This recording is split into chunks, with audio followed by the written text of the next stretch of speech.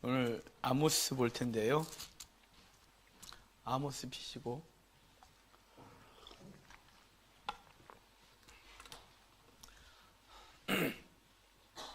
자, 아모스가 언제 활동했는지 좀 봅시다. 아모스 활동 시기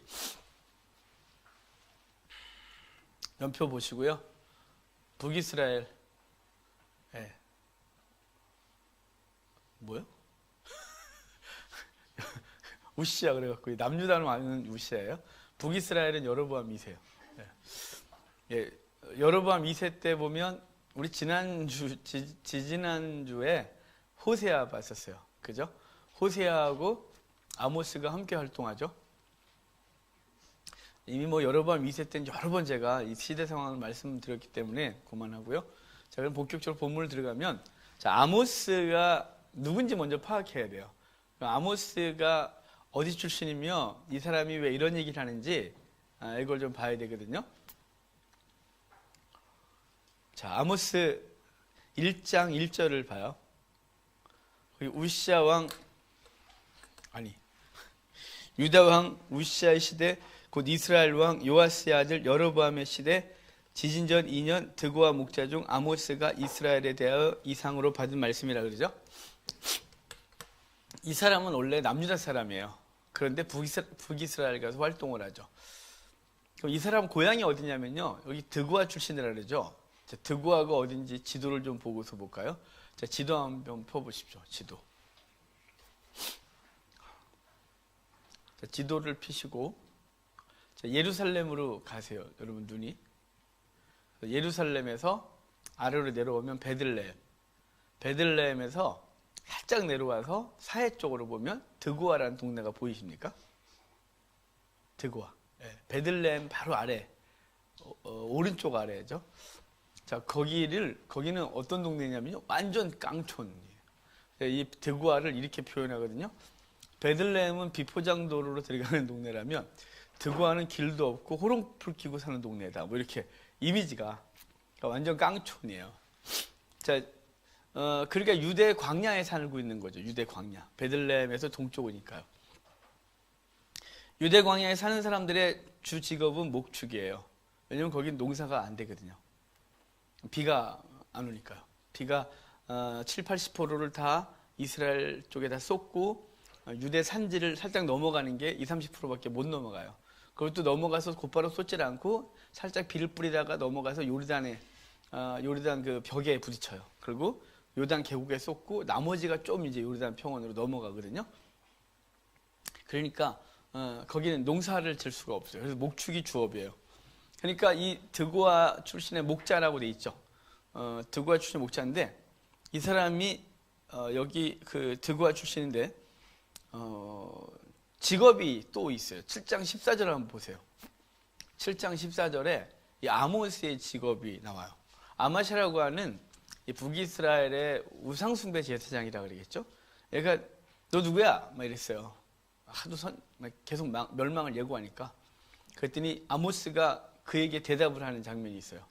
나는 선지자가 아니요 목자요 뽕나무를 재배하는 자입니다. 이렇게 표현하죠.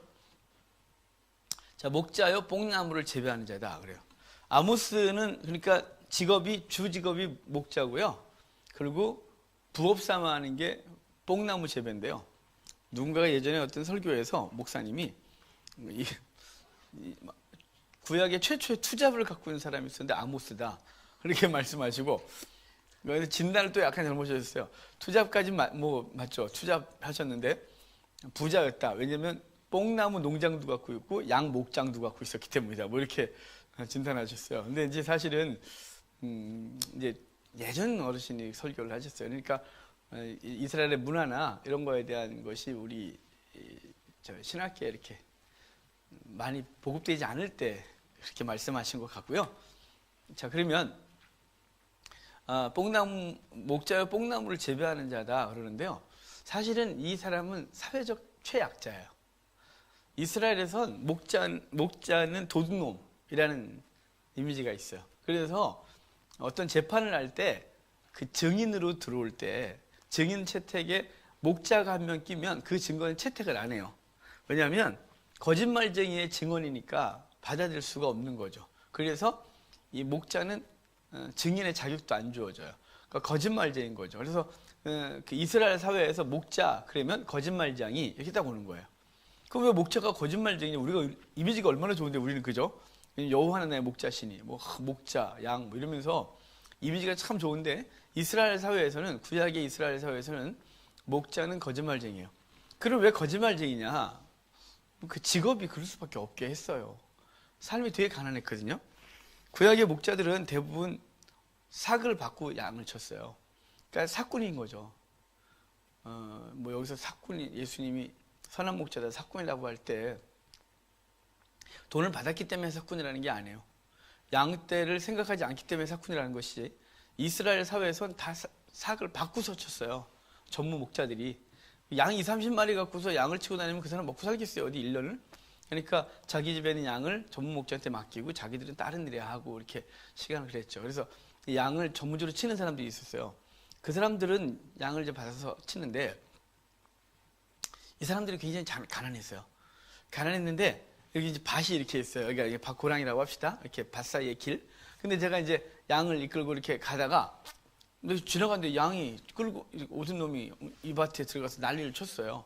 그럼 나오라 그러고 이제 끌고 가지 않겠어요? 그러면 다음날 이 밭 주인이 와서 보면 밭이 엉망이 돼 있는 거예요. 보니까 이게 양이 와서 짓밟고 다 난리를 쳐놓은 거예요. 근데 보니까 어제까지 없었던 이 양무리가 와 있거든요. 그럼 저한테 오겠죠. 목자한테 와서 뭐 하는 거냐고 지금 당신 양떼가 다 난리 났다 그러면 난리 쳤다 그러면 제가 인정하는 순간 저는 밭대기를 물어야 되니까 인정 안 하는 거죠. 뭐 CCTV도 없고 본 사람도 없고 증거도 없고 심증은 있는데 물증은 없으니까 나 죽어도 아니라고 그러는 거죠. 그래서 이스라엘 사회 속에선 거짓말쟁이라는 거죠. 그러니까 이 목자가 갖고 있는 이 직업적 특성 그리고 그가 양을 치는데 워낙 적은 돈을 받고서 쳤기 때문에 생계가 아주 쉽지가 않은 사람이었어요. 그러니까 이걸 인정하는 순간 그는 뭐 거덜나니까 인정을 못했죠. 그래서 사회적인 약자 거기다가 거짓말쟁이였어요. 그런 거짓말쟁이에게 예수님이 이 땅에 오셨을 때 가장 먼저 소식을 전하죠. 이제 이번 주에 성탄절인데 바로 그 거짓말쟁이들에게 메시아가 처음 이 땅에 오신 것을 소식을 전해주는 일이죠. 하여간 그런 목자예요. 그런데 이제 그가 뽕나무를 재배한다라고 하잖아요. 이건 양 우리 옆에 뽕나무가 있었던 게 아니고요. 자, 이스라엘의 상황을 알려드릴게요. 이스라엘은 그 목자들이 우기 때는 자기네 땅에서 양을 먹이는데 문제가 없어요. 오늘 제가 PPT도 칠판 쓸 일이 없을 거라고 생각하고 안 했는데 계속 쓸 일이 생기네. 저기 이것만 올려줘요. 저거 좀 스크립만. 이거 써야 될 것 같아.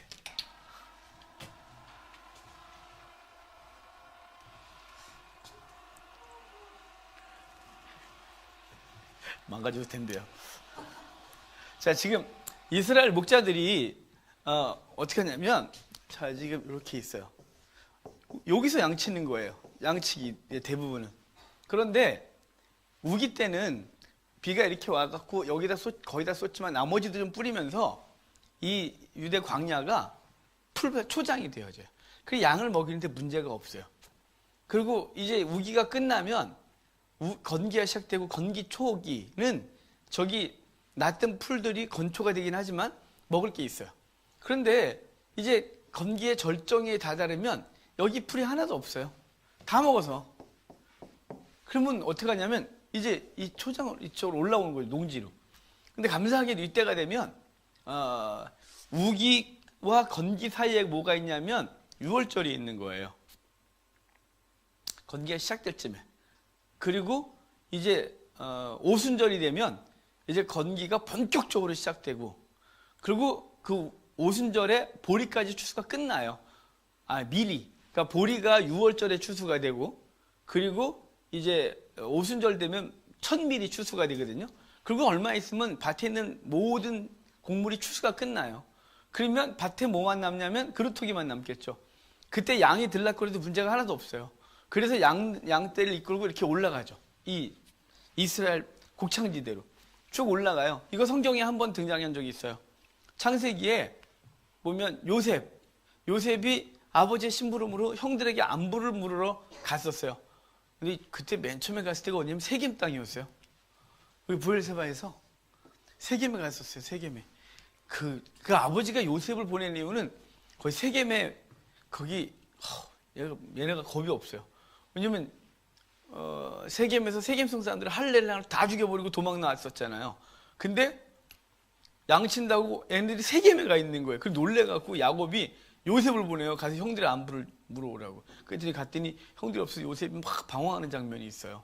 그러고서 어디까지 가냐면 도단까지 가죠. 세겜에서 사마리아 도단까지 올라가요. 여기까지 올라갔다는 건 건기 절정에 이르렀다는 거예요. 완전 끝에쯤. 이제 얼마 있으면 초막절 다 되는 거예요. 이때가. 왜냐하면 그때 요셉을 웅덩이에 빠뜨렸을 때 물이 없었다 그랬죠. 그러니까 우기 때 모아놨던 물을 건기에 다 먹어서 이제는 좀 있으면 비가 와야 되는 거예요. 웅덩이에 물 채울 때가 다 됐다 이런 뜻이거든요. 바로 그런 일이 여기서 벌어진 거죠. 도단까지. 이때가 바로 그 건기 절정에 이르렀던. 그러니까 지금 목자들이 저기서 양을 치다가 건기가 이제 절정에 이르면 먹을 게 하나도 없어요.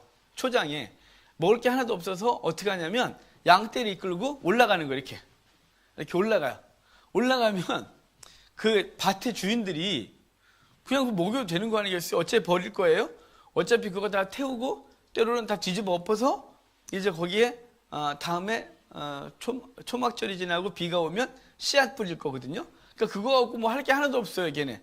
우리나라처럼 이게 벼나 이런 게 키가 이만해갖고 딱 부셔 이게 밑둥을 잘라갖고 무슨 뭐 초가집에 이형을 얻는다든가 이렇게 할 수 있으면 모를까. 얘네는 요만해. 밀과 보리가 키가 요만해요. 근데 어디만 자르냐면 이상만 잘라요. 얘네 추수법이. 그러면 요만큼의 남잖아요. 그루터기가. 그걸 양들에게 먹일 거거든요. 양들에게 먹이는데 그냥 주면 될 걸 이 밭 주인들이 절대로 그냥 안 줘요. 밭 주인들이 절대로 그냥 안 주고 뭘 하냐면 밭 옆에다가 뽕나무를 심었어요. 그리고 뽕나무를 재배하게 하는데 이 뽕나무가 우리가 알고 있는 뽕나무가 아니에요. 사개오가 뽕나무에 올라갔다 그래갖고 저 어릴 때는 사개오가 난장인데 예수님 보고 싶어갖고 뽕나무에 올라갔대요. 근데 그 설교를 듣는데 어릴 때 내가 알고 있는 뽕나무는 절대 못 올라가는 거예요. 왜냐면 제가 알고 있는 뽕나무는 서울 사람들은 몰라요. 하여간 서울 사람들은 아무것도 몰라요. 왜냐면 서울 사람들 왜 모르냐면 들판에 가서 놀아본 적이 없어요. 그 우리 촌놈은 눈 뜨면 밭에 가서 하나 놀고 겨울방학하면 개학할 때까지 산과 들로 돌아다니면서 불장난하고 밭에 가서 그 고구마 캔 밭에 가서 고구마 캐 먹고 고구마 캐다 구워 먹고 스케이트 신고 나가서 하루 종일 스케이트 타고 스케이트 신고 놀아요. 저희 집이 뒤에 논인데 스케이트 신고 이렇게 나가 이렇게. 그래가지고 스케이트 하루 종일 타다가 이렇게 들어오고 애들아가 불장난할까 그러면 이제 밭에 가서 고구마 밭 가서 이렇게 막 뒤지면 요만한 것을 몇 개 나와요. 그럼 그거 가지고 가서 동굴에서 불장난하고 싹 한 바퀴 나오고 매도 많이 맞고 그랬는데요. 하여간 어릴 때 저희는 시골에서 그러고 살아서 시골 사람들이 이제 나무나 이런 걸 좀 알잖아요. 풀도 좀 알고. 근데 뽕나무를 제가 어릴 때 설교를 듣는데 제 머릿속에 알고 있는 뽕나무가 생각이 나는 거예요. 왜냐면 시골에 이제 누에를 치고 그랬거든요. 그럼 누에 치면 뽕잎을 해서 누에를 먹여야 돼요. 근데 제가 알고 있는 뽕나무는 우리가 올라갈 수가 없는 거예요. 야, 저기 어떻게 올라가? 막 휘청휘청 하는데. 그러다가 산에 갔는데 산뽕이 있는 거예요. 산뽕도 되게 오래됐다고 하는데 그렇게 크지 않고 내가 그리고 뽕나무 밑으로 지나가 이 밑으로 사람 못 지나가는데 싶고 그러니까 어릴 때 몇 가지 설교가 저한테 항상 걸렸던 게 있어요. 그게 이제 신학교 와서 도 해결이 안 됐죠. 왜냐면 신학교에서 뽕나무가 뭐라고 알려준 적이 없는 거예요. 이제 졸업을 하고 성경을 좀 연구해야겠다 싶어서 이것저것 보다 보니까 이 뽕나무가 그 뽕이 아니에요. 성경에 나오는 뽕나무는 우리가 알고 있는 뽕 따라가세요 뭐 그런 뽕이 아니고요. 이 뽕나무가 뭐냐면 돌무화과 나무예요. 제가 지금 되게 후회하고 있어요. 이거 꺾어 안 돼. 이거 안 보일 거야 그랬는데 자, 뽕나무 있어요. 뽕나무가 이스라엘에서는 굉장히 커요. 이 돌무화과 나무거든요. 성경에 나오는 모든 뽕나무는 돌무화과예요. 근데 우리 성경에 참 되게 번역을 이 개역 개정성이 되게 웃겨요. 왜냐면 어디는 돌무화과로 번역을 해놨고 어디는 뽕나무라고 여전히 놔뒀어요. 옛날 개혁 성경은 다 뽕나무였고 개혁 개정으로 나오면서 어디는 돌무화과로 어디는 뽕나무로 이렇게 해놨어요. 어쨌든 둘 다 돌무화과인데 이 돌무화과를 재배한다 그러거든요. 야모스가 뭘 하는 거냐면 돌무화과가 이렇게 있으면 열매가 이렇게 방울토마토만한 게 열려요. 방울토마토만한 게 열리는데 이놈이 맛이 없어요. 그냥 맛이 없어요. 그리고 이놈이 어떻게 생기냐면 우리 이제 나무를 심으면 뭐 1년생 가지나 이런 데서 과일이 열려요. 그래서 가지치기하고 그 가지치기를 해주고 새로운 가지가 딱 나오면서 거기서 열매가 이렇게 주렁주렁 맺히거든요. 근데 이 돌무화과는 줄기에서부터 막 뭔가 막 삐집고 나와갖고 막 삐집고 나와요. 막 넝쿨처럼 막 삐집고 나와서 그 삐집고 나온 그 넝쿨 같은데 열매가 타닥타닥 붙어 있어요. 열매가 무지 많이 열리는데 맛이 하나도 없는 거예요. 그럼 그걸 맛있게 해야 맛있어야 사람들이 물건을 사지 않겠어요? 그래서 그 뽕나무 열매를 맛있게 하는 방법이 있는데 그걸 재배한다 그래요. 그걸 어떻게 하는 거냐면 바늘로 열매를 찌르고 올리브를 바르면 이게 당도가 높아져요. 이유를 저한테 묻지 마세요. 저는 잘 몰라요. 아마도 상처받은 부위를 이 나무가 이렇게 그 치유하는 과정 속에서 당도가 높아지는 것 같아요. 그걸 뽕나무를 재배한다 그래요. 근데 그 인건비가 무지 들지 않겠어요? 생각해봐요. 방울토마토만한 걸 방울토마토가 발음이 안 되죠? 방울토마토만한 걸 방울토마토 이렇게 방울토마토만한데 이게 큰 나무에 다다다 붙어 있어요. 그러면 이걸 올라가서 이 사람이 하나 올라가서 일일이 다 구멍을 내고 다 해야 돼요. 인건비가 많이 들겠죠. 그러니까 이 밭주인들은 이때가 절호의 기회예요. 목자가 양을 끌고 오면 조건을 걸어요. 이거 하라고. 그러면 목자 입장에선 양을 굶길 수가 없으니까 알았다고 하는 거죠. 그래서 거래가 이루어져요. 이걸 먹게 하는 대신 뽕나무를 재배하는. 그러니까 아모스는 남쪽에선 그래도 자유롭게 자유시민으로서 자기 업을 갖고 살아가는데 이 건기만 되면 이 두세 달 동안 이 북쪽에 올라가서 사람 취급 못 받는 거예요. 열심히 일했는데 무슨 뭐 음료수 하나 사다 주냐 그런 것도 없이 그냥 일만 시키고 잘못하면 나 다음에 와갖고 안 시켜주는 거죠. 잘못한다는 걸 언제 아냐면 이렇게 뚫어놓을 때 몰라요. 가을에 추수하면 알아요. 맛이 안 든 거예요. 그럼 뭐 하는 거냐면 이거 대충 한 거예요. 그냥 한 10개 중에 두세 개만 하고 막 넘어간 거죠. 그러니까 다 맛없어졌어요. 이거 다음에 와갖고 안녕하세요 그러면 너 오지 마. 너 작년에 이 때문에만 농사 망쳤어요. 그래서 내쫓겠죠. 그러니까 보든 안 보든 열심히 해야 되는 거예요. 되게 억울했을 거예요. 그러니까 그런 억울한 아모스는 이제 올 때마다 이거 하면서 승질 났겠죠. 왜 이랬겠죠? 있는 놈들이 더해. 그래 어차피 저 벌을 저거 먹이면 어떻다고? 나쁜 놈들. 음료수도 안 사와 있는 놈들. 나쁜 놈들 이것들. 막 이러면서 막 투덜거렸을 것이고 하나님은 그 아모스에게 그럼 네가 한번 선지자 활동을 해볼래? 그래갖고 목자였는데 일시적인 선지자로서 역할을 하는 게 바로 이 아모스예요. 그러면 이 밭주인들은 일석삼조 사조막이래요. 밭주인 손해를 하나도 안 봐요. 왜냐면요, 양들이 한 장소에 모여 있으면 이제 어떻게 하냐면 풀을 다 뜯어 먹겠죠. 여러분 이스라엘은 양과 염소를 7대3으로 섞여 키운다 그랬잖아요. 7대3 정도로 섞여 키워요. 뭐 여러 가지 이유가 있어요. 잠잘 때 이유, 먹는 거 이유, 먹고 난 이후에 그 다음에 이동할 때 여러 가지 이유 때문에 양들의 못된 습관을 고치려고 염소를 섞여 키우는 거예요. 사실은. 그러니까 여러분 우리 속에 삶의 환란이 있잖아요. 그 환란은 우리의 못된 것들을 바꾸려고 하나님 허락하신 거예요. 염소 같은 성도 그러는데 가끔 염소 같은 성도가 있는 게 복인 건요. 제가 이제 목회를 해보면 염소 같은 성도, 저 염소 같은 성도 조금 골치 아파 이렇게 있잖아요. 누구예요? 누구도 묻지 마요. 그럴 수 있어요. 그러면 이제 예를 들어 그 사람이 나갔잖아요. 그러면 양이었던 사람이 염소가 돼요. 진짜 이상해요. 그래서 제가 어찌되건 목회 벌써 18년째라고 하고 있으니까 원리를 알았죠. 염소는 언제나 존재해. 하나님은 염소를 양들의 건강을 위해서 염소를 냅둬요. 그건 양 때문에. 어찌됐거나 먹는 문제 나왔으니까 여기 장면하면 양들만 키우면 초장이 망가져요. 완전히 망가져요. 왜냐하면 양은 게을러 갖고 이동하는 걸 싫어해요. 앉아서 이렇게 파먹는 거 있는 건 다. 제가 양 같은 저는 하루 종일 앉아 있어? 그러면 하루 종일 앉아 있을 수 있어요. 저는 독방에 가다 놓고 평생 살아. 그럼 제가 원하는 것만 갖다 주시면 저 독방에서 평생 살 수도 있어요. 저는 그럴 수 있을 것 같아요. 저는 느낌상 안 해봐서 모르지만 한번 해봐라 너. 그러면 얼마나 힘든지. 힘들겠죠. 외롭고. 그런데 그냥 안 움직일 수 있어요. 그냥 그 방에서.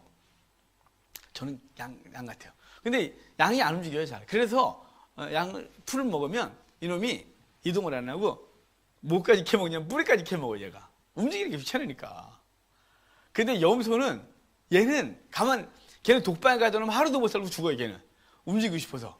그러니까 얘는 빨빨 굴고 움직여요. 그러니까 빨빨 굴고 움직여. 먹을 때도 요 조금 먹고 움직이고 조금 먹고 움직여요. 계속 서서 이렇게 앉아가지고 계속 그걸 먹질 않고, 그러다 보니까 밑둥을 남겨두고 위에 그 풀만 뜯어 먹는 거예요. 그러면 염소가 자라던 곳은 잠깐 갔다가 돌아오면 다시 풀이 이렇게 나요. 싹이. 그 뿌리에서. 양만 키운 곳에서는 밭이 완전히 죽어요. 씨앗을 뿌리지 않는 한 다시는 풀이 안 나요. 그 밭은 뿌리가 이렇게 먹었으니까요. 근데 섞어 키우면 양들이 염소를 따라다녀요. 욕심이 많아. 얘가 게으른데 욕심이 많아. 나쁜 거 다 갖고 있어. 양은 그러니까 게으른데 욕심이 많아갖고 내가 이렇게 먹는데 이렇게 귀찮아갖고 뿌리까지 어렵게 힘들게 캐먹는데 염소가 맛있는 것만 먹고 다녀요. 이래갖고 지도 염소 따라서 윗등만 먹어요. 근데 이 음식이 많을 땐 그렇게 돼요. 근데 그렇게 먹다가 다 떨어지잖아요. 그럼 갈 데가 없잖아요. 그럼 먹을 게 있는데 염소는 뭘 먹을 게 없어갖고 대체 어떻게 되지 고민할 때 양이 해법을 찾아내죠. 그럼 뿌리를 캐먹는 거예요.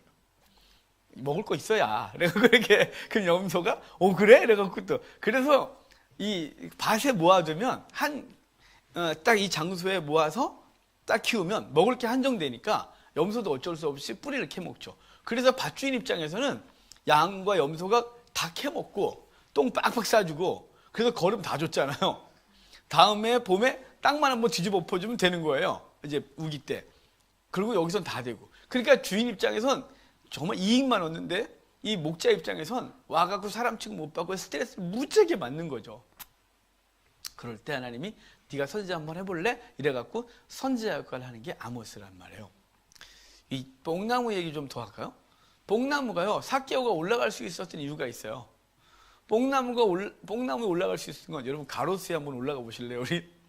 여기 청담동 가로수가 여기 사거리를 중심으로 저 압구정동 쪽에 가로수하고 여기 가로수가 다른 거 아세요? 똑같은 나무인데 압구정 쪽 사거리는 위에를 네모나게 다 자르고요. 저기 간식이 할 때 이쪽은 그냥 내버려둬요. 청담동이 압구정보다 못 사나 봐요.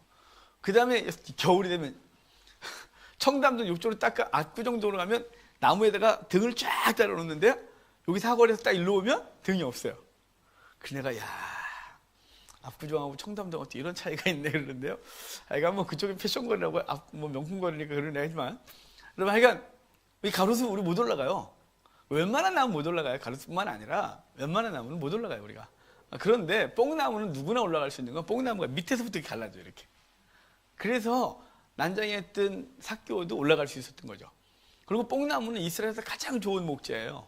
그래서 솔로몬 때는 뽕나무를 관리하는 직업이 따로 있었어요. 공무원이.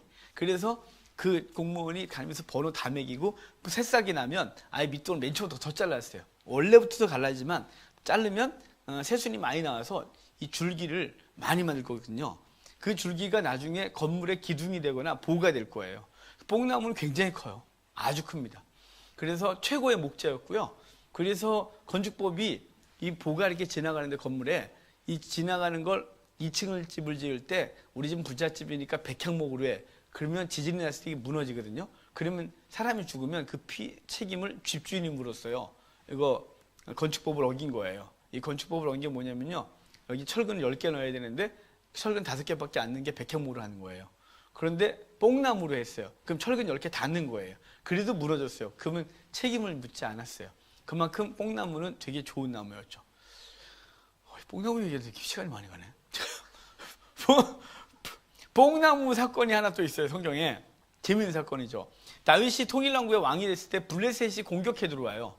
그러니까 사실 다윗이 이스라엘이 왕이 됐을 때는 나라가 완전히 망했을 때예요.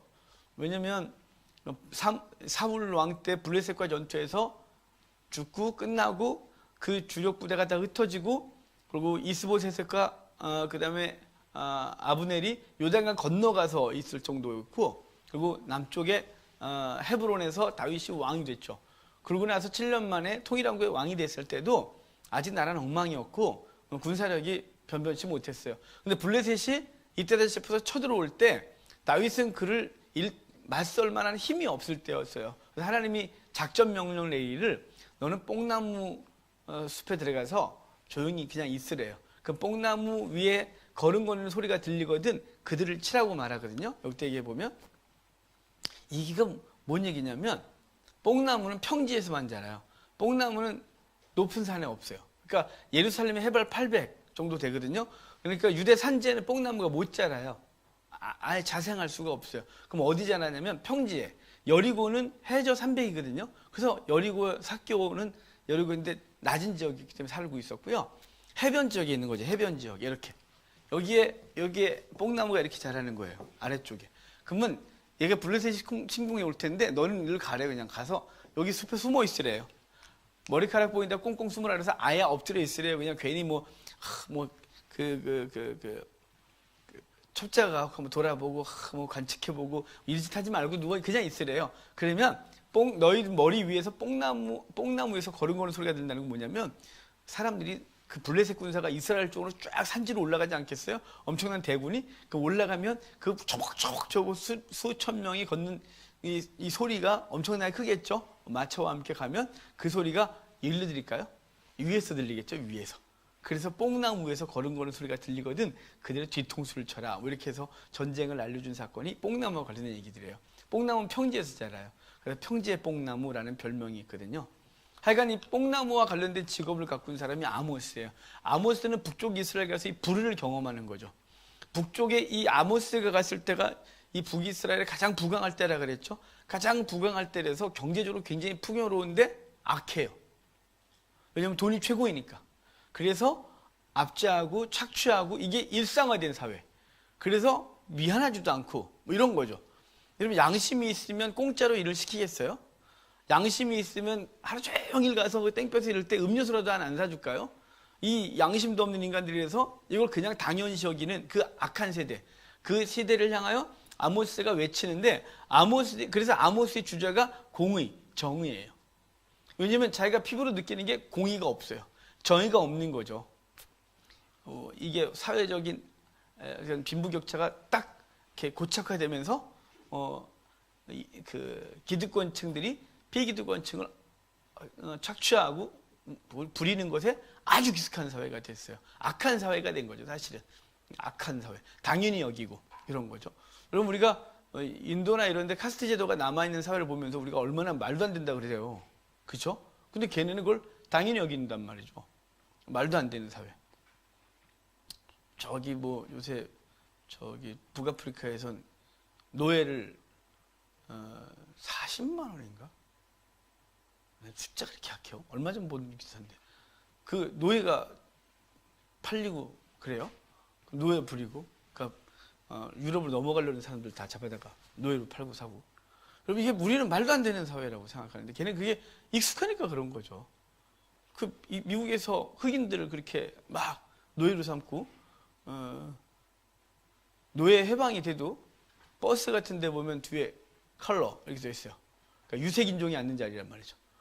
감히 그들이 또 이렇게 가게가 있으면 정문으로 들락거리면 흑인은 맞았어요.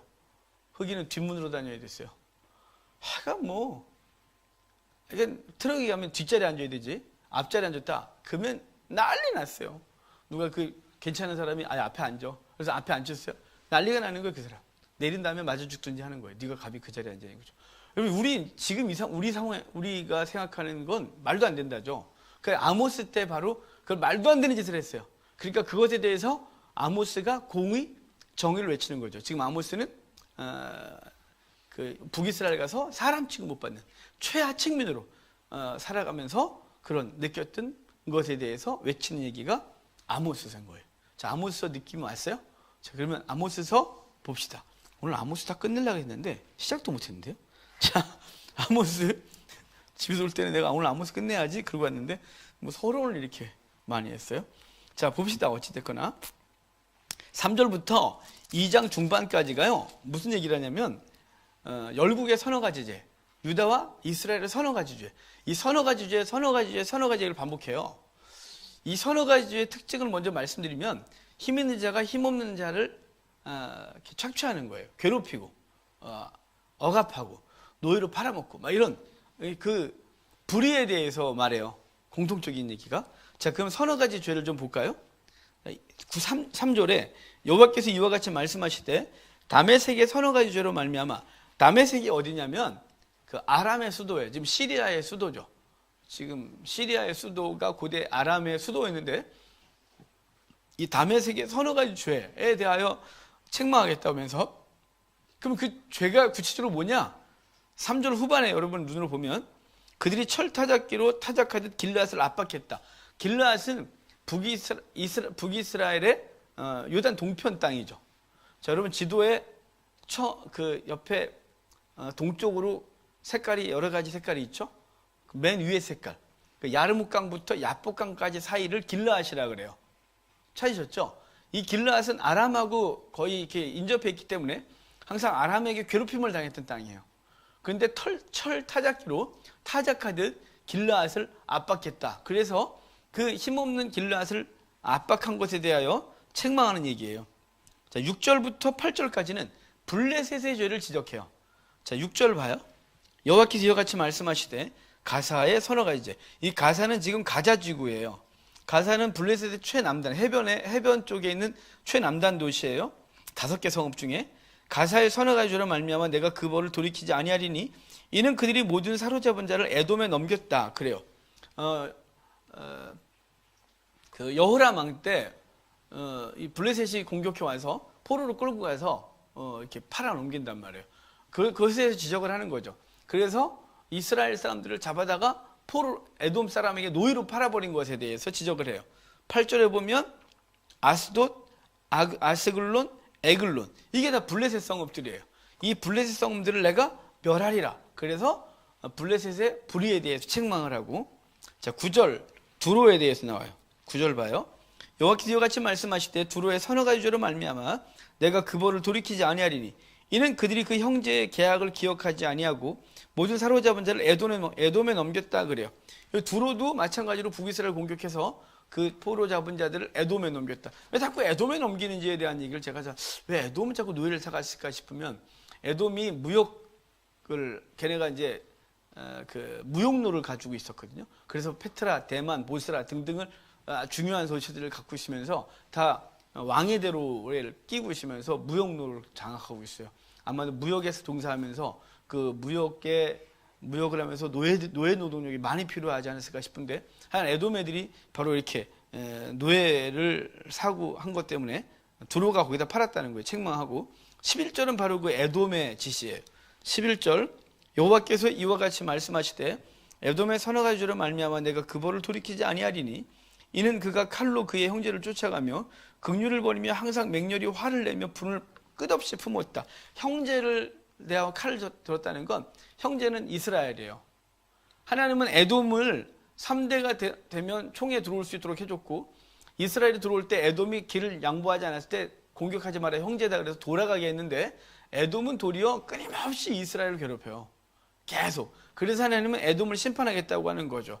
12절에 대만 보스라라는 지명이 나오는데, 이 대만 보스라 유명한 성읍들이에요. 당시 보스라가 에돔의 수도였어요. 그리고 에돔의 수도 대만이라는 동네도 있고, 이 대만, 그러니까 저기 여행지 대만 이 대만 사람 빌닷이란, 맞죠? 빌닷? 또 그러네. 욥기에서에 보면 대만 사람이 나와요. 그래서 욥기의 배경은 에돔이다라고 말하는 건 이 대만이라는 도시가 거기에 있기 때문이죠. 이 대만은 그 에서의 손자예요. 그의 이름을 딴 도시예요. 에서의 손자인데, 에서의 손자의 이름을 딴 도시가 대만이에요. 그러니까 어찌됐거나 지금 에돔 사람들이 이스라엘을 괴롭힌 것 때문에 하나님은 에돔을 심판하겠다 이렇게 말하고, 13절부터 15절까지는 암몬이에요. 여호와께서 이와 같이 말씀하시되 암몬 자손의 서너 가지 죄로 말미암아 내가 그 벌을 돌이키지 아니하리니 이는 그들이 자기 지경을 넓히고자 하여 길르앗에서 아이벤 여인들의 배를 갈랐다 그래요. 그런데 내가 라빠성을 불지르겠다 그러는데 여기 길르앗은 또 아까 아람에서 다메섹도 심판하겠다는 이유가 길르앗을 괴롭혔기 때문이래요. 근데 여기 암몬도 그러는 건 길르앗이 아람과 암몬 사이에 끼는 땅이에요. 야복강 아래쪽이 암몬이거든요. 그 암몬 사람들이 또 항상 공격해 오는 거예요. 우리 입다 때에도 암몬 애들이 와서 공격했었거든요. 괴롭혔고. 근데 그 임신한 여를 배를 갈랐다 이렇게 말해서 아주 정말 잔인하게 이스라엘을 괴롭힌 것에 대하여 책망하겠다 이거죠. 2장 1절은 모압의 서너 가지 죄예요. 모압의 서너 가지 죄로 심판하겠다는데 얘는 이스라엘 대상이 아니고 암몬 왕의 뼈를 불살랐다 그러거든요. 여기는 모압 애들은 또 암몬을 잔인하게 사실은 뼈를 불살랐다고 하는 모욕을 주는 거예요.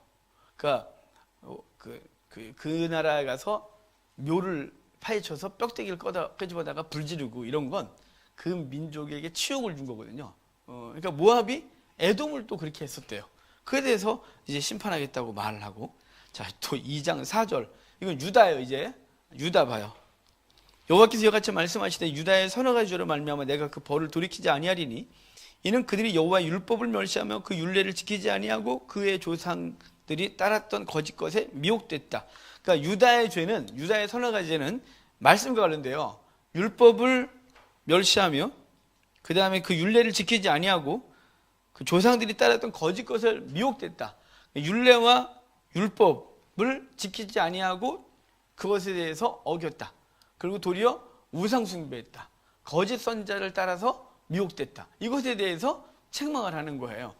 여러분, 사실은 저 여러분들이 하나님의 말씀을 우리에게 받았는데 그 주신 말씀을 이상한 것으로 여기고 그 율법을 만 가지로 하나님께서 말씀하시지만 내게 무슨 상관이냐라고 살아가고 있다면 정말 하나님 앞에 부끄러운 거예요. 저 여러분은 성도로서 그 하나님께서 주신 말씀에 대해서 항상 생각하고 우리는 어떻게 살아야 되나 고민을 좀 하면서 살아가야 되는 거죠. 유다 주신 죄는 바로 율법에 대해서 책망해요. 유다 죄는. 자, 이제 본격적으로 북이스라엘의 죄를 얘기할 거예요. 그러니까 지금 아모스는 이스라엘 중심으로 쫙 주변을 다 책망하고 그리고 이제 본격적으로 너희들의 서너 가지 죄 이렇게 말하는 거예요. 그 서너 가지 죄를 지적하는데 그 서너 가지 죄 볼까요? 6절. 여호와께서 이와 같이 말씀하시되 이스라엘의 서너 가지 죄로 말미암아 내가 그 벌을 돌이키지 아니하리니 이는 그들이 은을 받고 의인을 팔며 신앙켤레를 받고 가난한 자를 판대요. 은을 받고 의인을 팔고 신앙켤레로 사람을 팔고 산대요. 그럼 이게 말이 되냐? 지금도 그래요. 지금도. 그래도 약간 좀 법이 이번에 개정이 되는 것 같은데 참 그건 잘하고 있는 것 같은데 근본적으로 뭐 안 하는지 모르겠어요. 그 작년까지 올해까지만 해도 그 대부 업체에서 300만 원 막 그냥 빌려줬거든요. 그냥 뭐 여기 직업이 없는 청년들한테도 막 우리 윤전이 예진이 막 이런 애들한테 그냥 돈 빌려주시면 300만 원 빌려줬어요. 그러고 평생 이제는 그 이자가 장난이 아니거든요. 어마어마해요. 그래서 그걸 못 갚으면 평생 이제 그 빚 갖고 살아가는 거예요. 인생 망친 거죠. 그래서 이제는 뭐 몇 살 이하는 뭐 직업이 없으면은 뭐더라? 이제 대출 안 해주도록 하고 뭐 조사서 해준다고 이제 그렇게 되는데 그거 말고 근본적인 건 그 말도 안 되는 그런 업체들 없애버려야 돼요. 그렇지 않겠어요?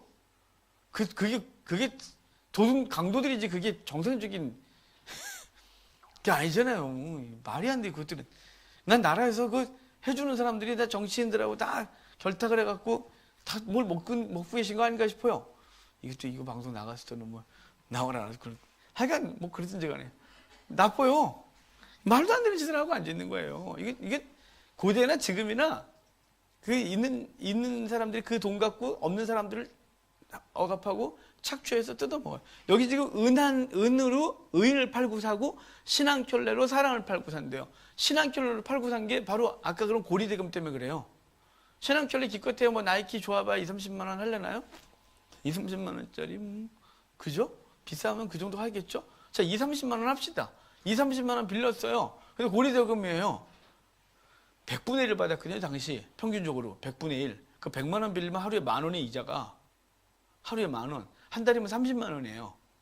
그게 복리를 주면 감당이 안 돼요. 한 2달이면 원금하고 이자가 똑같아졌어요. 그러면 200 됐겠죠? 그거 또 돌리면 금방 신한켤레 빌려주고 사람을 팔고 사는 꼴이 되는 거예요. 악한 세대인 거죠. 그때나 지금이나 세상은 변한 게 하나도 없어요. 인간의 악한 본성은 여전히 똑같아요. 똑같아요. 힘없는 자의 머리를 티끌 먼지 속에 발로 밟고. 이거 뭐냐면 아까 그 신한켤레 빌린 사람 있잖아요. 그 사람이 이제 못 갚아갖고 한 1년 정도 되니까 이자가 어마어마하게 물어갖고 이제 자기를 팔아야 되는 상황이 된 거죠. 그래가지고 살려달라고 막 비니까 이렇게 막 엎드려서 비니까 머리를 막 밟으면서 갚아 이놈아 이래갖고 머리를 그 먼지 속에서 막 짓밟는 상태. 그러니까 인권이고 뭐고 아무것도 없는 이런 사태를 말하는 거죠.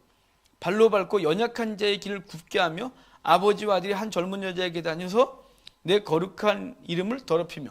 이게 뭐냐면 대부분 그때나 지금이나 돈을 빌리는 사람들은 있는 사람이 빌리니까 있는 사람들은 다 1금융권 가서 후리쳐갖고 이자도 막 깎아서 그걸 빌려요.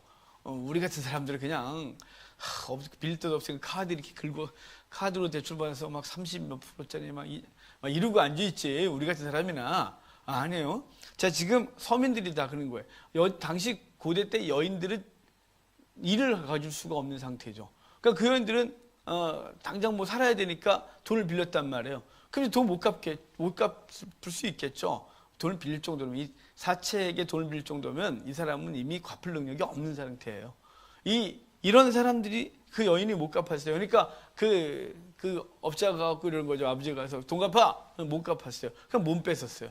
다음날 아들놈이 가서 또 이자 받으러 왔다니까 못 갚아요. 또 몸 뺏는 거죠. 그래서 한 젊은 여자에게 아버지와 아들이 가서 하나님의 거룩한 이름을 더럽히고 이렇게 말하는 거예요. 왜 하나님의 거룩한 이름을 더럽혔다 그러냐면 당시 부자와 그 높은 지위에 있는 사람들은 하나님의 복을 받아 그렇게 됐다고 생각했어요. 하나님의 복을 받아 부자가 됐고 유명해졌다고 생각했는데 하나님의 복을 받은 사람들이 악을 행하는 거죠. 자, 이걸 좀 우리로 실감되게 하면 목사 또 장로 뭐 이런 사람들이 나름대로 이제 하나님 복을 받았다고 생각하는 일반 사람들이 갖고 있는 개념인데 이 사람들이 이렇게 하고 있다면 악을 행하고 있다면 얼마나 하나님의 영광을 가리겠어요. 그래서 하나님의 거룩한 이름을 한 젊은 여자에게 되면 아버지와 아들이 다니면서 다 더럽혔대요. 또 8절을 보면 모든 제단 옆에서 전당 잡은 오두에 누우며. 제단 옆에서 전당 잡은 오두에 눕다는 게 얼마나 혐오스러운 짓이냐면 여러분 그 이스라엘 율법에 하나님께서 율법에 돈을 빌려주잖아요. 빌릴 때 저당을 잡겠죠. 겉옷을 저당 잡거나 맷돌 윗짝을 저당 잡으면 그것은 반드시 해가 지기 전에 돌려줘야 돼요. 돈을 못 갚아도. 그러니까 100만 원 빌렸는데 저당 잡힌 게 있어요. 근데 오늘 저녁까지 못 갚았어요. 그래도 겉옷은 돌려줘야 돼요. 맷돌 윗짝 돌려줘야 돼요. 왜냐하면 겉옷이 없으면 얼어 죽어요. 잠을 하나도 못 자요. 너무 추워서. 왜냐하면 해가 떨어지면 급격히 기온이 떨어지거든요. 그쪽이. 그 다음에 맷돌 윗짝을 안 돌려주면 밥을 못 해 먹어요. 이게 있어야 곡물을 갈아갖고 음식을 해 먹을 수 있는데 이거 못 하는 거예요. 그러니까 돌려줘야 되는데 그거 안 돌려주고 그걸 지금 어디다 깔았다고요? 제단 옆에다가. 제단 옆에 깔아놓고 거기서 할렐루야 막 이러고 있는 거죠. 우리 하나님은 영광 받으소서 하나님한테 복을 주셨나이다 이러고 앉아있는 이 혐오스러운 거죠. 그러니까 우리가 세상에서 마땅히 줘야 될 그 월급이나 지불해야 될 것들을 주지 아니하고 그걸 마땅히 줄 거 안 주고 띵겨갖고 그리고 남 뒤통수 쳐갖고 돈 벌어서 그거 갖고 하나님 앞에 나와서 헌금을 드리면서 할렐루야 막 이러고 있는 이 혐오스러운 거죠. 거기다 또 벌금으로 얻은 포도주를 마신대요. 이 벌금으로 얻은 포도주, 이 벌금이 합당한 벌금이겠어요? 아니죠. 그 사람 걸 착취한 거죠. 뺏어갖고 이거 가져간다 이러고 뺏어온 거예요. 그걸 갖고서 하나님 앞에서 포도주를 마치 화목제를 먹듯이 마시고 있는 이 말도 안 되는 짓을 하고 있다 이 말이에요. 여러분 우리가 하나님 앞에서 이 성도로서 바르게 살아가지 않으면 이런 꼴을 당하고 있는 거예요. 이런 일을 하고 있는 거죠. 제단 옆에서 전당 잡은 오두에 누우며 벌금으로 얻은 포도주를 마시는 이 혐오스러운 짓을 하고 있는 거예요. 자, 9절 봐요. 이제 내가 아모리 사람을 그들 앞에서 멸하였나니 그 키는 백향목 높이와 같고 강하기는 상수리 나무 같으나 내가 그 위에 열매와 그 아래에 뿌리를 지멸하였느니라. 무슨 얘기를 할 거냐면 이제부턴 이제 지금 1절에는 무슨 얘기냐면 아모스를 통한 여호와의 말씀이라 그래놓고 3절부터 주변에 이제 나라들을 지적했어요. 다메섹의 서너 가지제, 그리고 두로의 서너 가지제, 블레셋의 서너 가지제, 그리고 에돔의 서너 가지제, 모압의 서너 가지제, 그리고 유다의 서너 가지제 쭉 지적하고 그 다음에 딱 중간에 이스라엘의 서너 가지제를 지적하면서 이 죄 때문에 심판을 받을 거다라고 할 거거든요.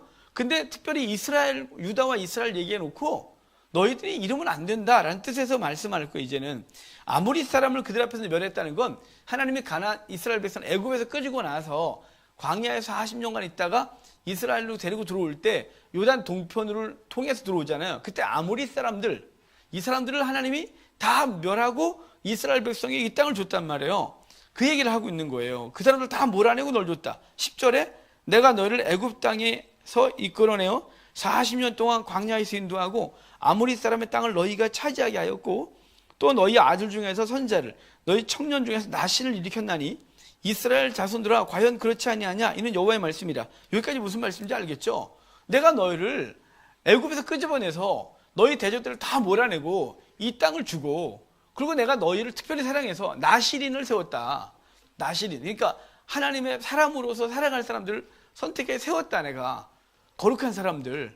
그런데 12절 보면 그러나 너희가 나실인으로 포도주를 마시게 하고 또 선지자에게 명령을 예언하지 말라 했다. 이렇게 나실인에게 포도주를 마시겠다는 건 뭐냐면 하나님께서 그 백성들에게 그 땅을 줬고 그리고 모든 승리를 줬고 그리고 날 때부터 거룩한 사람으로 살라고 내가 지명해서 이 거룩한 사람들을 세우기 시작했는데 너희가 얼마나 타락했는지 지들만 죄 짓는 게 아니라 그 나실인들까지 포도주를 마시라고 했대요. 나실인의 3가지 규례가 있죠. 포도와 관계된 거 먹지 말고 머리털 밀지 말고 시체 만지지 말고. 나실인이 그거 행해야 되는데 특별히 포도주와 관계된 건 뭐냐면 쾌락이에요. 머리털은 은혜를 유지하는 거였고 시체는 부정한 것에 대해서 접하지 말라는 거고 포도와 관련된 건 인생의 쾌락과 관련돼요. 그 쾌락을 추구하고 살지 마라 라고 했던 거란 말이에요. 근데 쾌락을 추구하고 살지 말라는데 나실인에게 쾌락을 추구하라고 가르치고 있다는 거예요. 여러분 지금 이 시대도 마찬가지죠. 성도 그러면 세상과 구별된 사람이잖아요. 세상 쾌락과 구별된 사람들이에요. 그래서 세상에 누리는 쾌락에 대해서 아무렇지도 않게 누리는 자들이 되면 안 되는 거죠. 그러니까 그것에 대해서 절제하고 이게 아니다 생각을 해야 되는 거예요. 비록 그게 도덕과 윤리적으로 죄가 아니라 할지라도 사회법, 세상 법으로 괜찮아 라고 말하는 걸 할지라도 그게 성도로서 바르지 않다. 성도의 삶이 이게 아니다 싶은 거, 자기 육신의 쾌락을 추구하, 이건 다 내려놔야 되는 거예요. 뭐 재밌게 노는 거, 참 인생이 즐거워야 되겠지 않겠어요? 그런데 그 즐거워야 된다고 하는 것을 너무 막 추구하고 쫓아다니면 안 되는 거예요. 성도는 또 좋은 거 쫓아다니면서 좋은 거 하면 안 되는 거예요. 맛있는 거 쫓아다니면서 맛있는 거 막 이러고 안 되는 거예요. 그거 왜냐하면 우리가 하나님 앞에서 우리가 그걸 누리면서 놓치는 것들이 너무 많아지기 때문에 그래요. 그래서 우리는 절제하고 세상 쾌락을 이렇게 밀어야 되는데, 근데 우리가 얼마나 타락했는지 괜찮아요 막 이러면서 하고 있는 거예요. 그럼 우리 안 돼요. 그거 쾌락을 추구하면 안 되는 거예요. 근데 나실인에게 포도주를 먹으라 했다. 이게 얼마나 악한 세대가 된 거예요. 경건하게 살고자 하는데 그러지 말라는 거예요. 경건하게 살고자 하는데 옆에서 그러는 거죠. 아유 너만 예수 믿니? 아유 너는 뭐 그렇게 유난을 떨어 너는? 이러면서 그러지 못하게 하는 거예요. 여러분 그게 얼마나 악한 거예요. 아니에요. 하나님 앞에서 절대로 그러면 안 되는 거예요. 그를 격려하고 본받아야죠. 누군가 경건하게 살고 있으면 부끄러워야죠. 그 앞에 서서. 그래서 도전받아야죠. 저 사람도 저런 환경에서 저렇게 하나님 앞에 경건하게 사는데 난 더 해야지. 이래갖고 해야 되는데 자기의 죄를 가리려고 나신에게 포도주를 마시게 했고 예언하는 하나님의 말씀을 전하는 자들에게 그 말을 전하지 마라 이렇게 말했대요. 여러분 이 시대가 그러고 있어요. 또 그 목사님들 설교를 하시면 바른 말을 했을 때 아멘 해야 되는 거예요. 죄를 지었겠다. 아멘 해야 되는 거예요. 앉아갖고 이러면 안 돼요.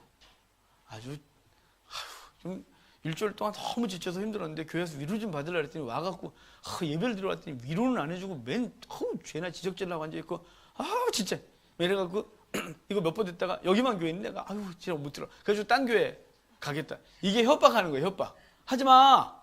너 자꾸 그런 소리 하면 내가 교회 떠난다. 이게 선지자에게 예언하지 말라 했다 이런 뜻이에요. 노골적으로 또 말하기도 해요. 목사님 좀 그런 소리 좀 그만하라고.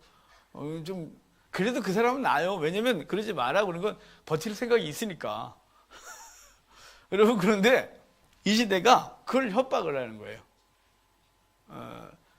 여기 남아 떠난다 뭐 이런 걸로요. 여러분 선지자는 죄를 지적을 잘 해줘야 돼요. 그래야 그게 나팔을 부는 거거든요. 대적이 오는데 침묵하고 있으면 죽어요. 여긴. 대적이 오는데 침묵하지 말고 외쳐야죠. 그러다가 망한다고. 이제 대적이 곧 온다고 당신 심판 받으니까 그러면 안 된다고. 죄를 끊어내라고. 이건 지금 하나님 앞에 망할 짓을 하고 있는 거라고 이렇게 제적을 해줘야 되는 거예요. 그게 선지자인 거죠. 근데 그걸 못하게 했대요.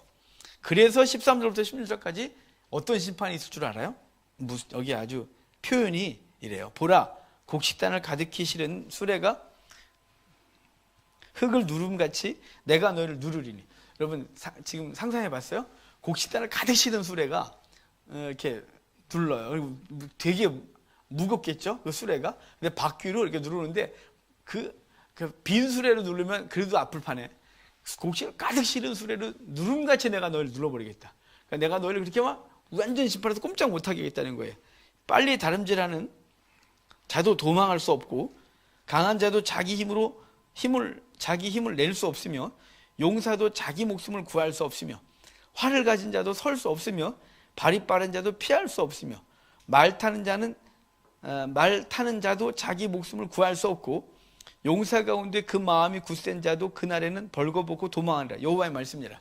그러니까 지금 서너 가지를 얘기하고 이스라엘의 서너 가지를 구체적으로 얘기하기를 바로 힘 있는 자들이 힘 없는 자를 괴롭히고 그 돈이 최고의 가치를 갖고 있으면서 돈으로 사람들을 이렇게 괴롭히고 있는 그 현실, 그 불의한 세대에 대하여 하나님이 심판하겠다고 하는데 너희가 하나님의 은혜를 다 잊어버리고 거룩하게 살려고 하는 사람도 못 살게 하고 그 말을 지적하는 선지자에게 하지 마라 라고 말할 정도라면 내가 널 가만 안 두겠다. 그래서 곡식 가득 실은 수레가 누름같이 눌러버리겠다. 그래서 그 어떤 것도 힘을 발휘하지 못하도록 하겠다라는 것으로 심판을 예고하는 게 1장, 2장 서너 가지 죄로 인하여 내가 너를 심판하리라. 이런 얘기를 해주고 있습니다.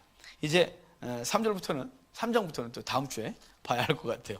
자, 기도하고 마치겠습니다.